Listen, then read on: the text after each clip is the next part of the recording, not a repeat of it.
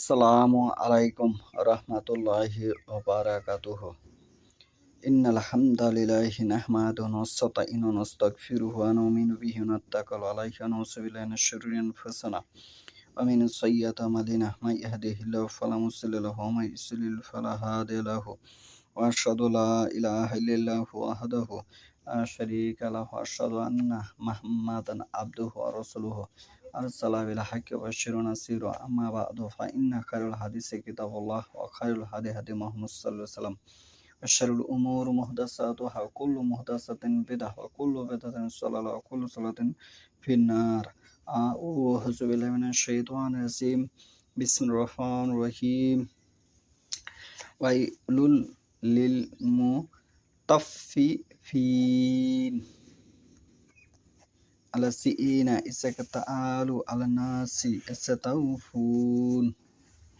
আজকের বক্তব্যের বিষয় হলো যে মাপে মানুষকে ঠকায় সে সম্পর্কে, এবং আল্লাহ রাসূল সাল্লাল্লাহু আলাইহি ওয়াসাল্লামের জামানায় মাপের যে নিয়ম ছিল সেটা বর্তমানে বিদ্যমান নেই।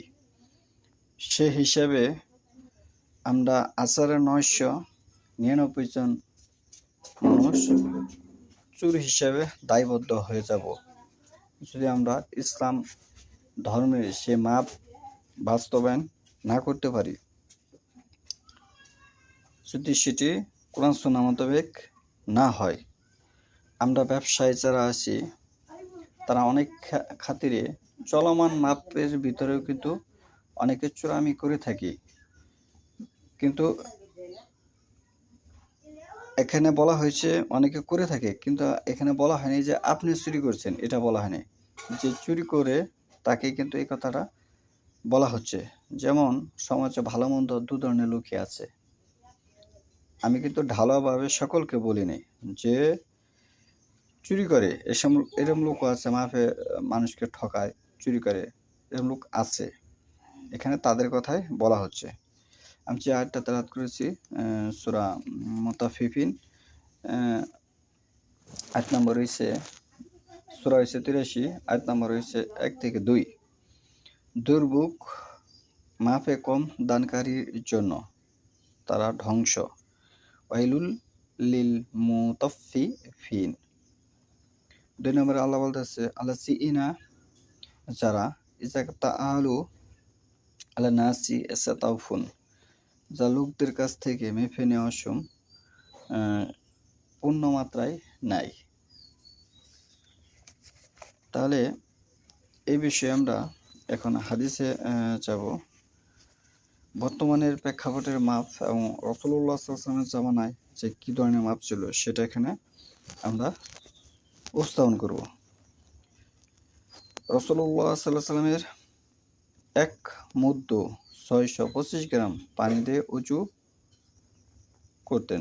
৬২৫ গ্রাম পানি এক মুদ্দ হয়, যেটি আমরা ৫০০ গ্রামে আমরা বুঝি কি হাফ কেজি। তাহলে সেখানে হচ্ছে ৬২৫ গ্রামে হতে হলে আমরা বুঝবো সেটি কি হাফ কেজি। এক মুদ্দতে আমরা বুঝে নেব হাফ কেজি, সেখানে কিন্তু হাফ কেজি হচ্ছে না।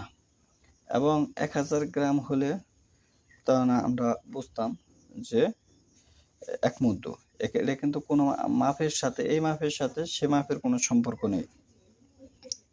আচ্ছা, অন্যদিকে ৫ মুদ্দ ৩১২৫ গ্রাম প্রায় ৩.৫ কেজি পানি দিয়ে গোসল করতেন। তাহলে ৩১২৫ গ্রাম, তাহলে আমাদের যে প্রচলন মাপ ১০০০ গ্রামে আমরা ১ কেজি ধরি, তাহলে ৩০০০ গ্রামে কত হবে? ৩ কেজি। এখানে প্রায় ৩.৫ কেজি পানির কথা বলা হয়েছে, যেখানে আপনার কি ৫ মুদ্দ হবে। তাহলে এই হাদিসটি এসেছে মুত্তাফাক আলাইহ, প্রথম খণ্ড ১৭০, আবু দাউদে ৯৬।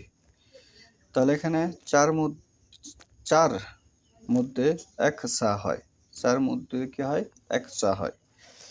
তাহলে এখানে যে গ্রামের কথাটা আমরা বললাম, সে গ্রাম এবং আমাদের বর্তমানে যে মাপ সেটা কিন্তু মিল নাই। তার মানে কি, আমরা ইসলামে থাকা সত্ত্বেও আমরা কিন্তু মাপের বিষয়ে মানুষের সাথে চোরামি করতেছি।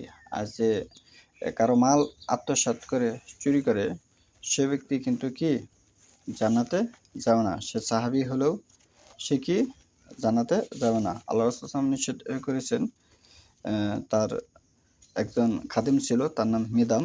সে জিহাদে যে শহীদ হয়েছিল, আল্লাহ রাসূল সাল্লাল্লাহু আলাইহি ওয়াসাল্লামকে দেখেছিল। আমরা তো স্বপ্নে দেখলে মনে করি যে জান্নাতে যাবো। আল্লাহ রাসূল সাল্লাল্লাহু আলাইহি ওয়াসাল্লামকে সে দেখছে, আল্লাহ রাসূল সাল্লাল্লাহু আলাইহি ওয়াসাল্লামের কাছে হাতে বায়াত গ্রহণ করে ইসলাম গ্রহণ করেছে এবং যুদ্ধে যে শহীদ হয়েছে, জিহাদ করে শহীদ হয়েছে, তারপর সে জাহান্নামে গেছে। হাদিসটি হচ্ছে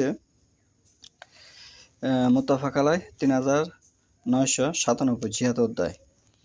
তাহলে এই বিষয়টা মাথায় রাখতে হবে, যারা বর্তমানে মাফের সাথে জড়িত তারা যদি চোরের সাথে সম্পর্কিত হয়ে যায় তাহলে তারা জাহান্নামী। যে ব্যক্তি জাহান্নামী কোরআন হাদিস দ্বারা স্পষ্ট দলিল আছে, সে মুসলিম নয়।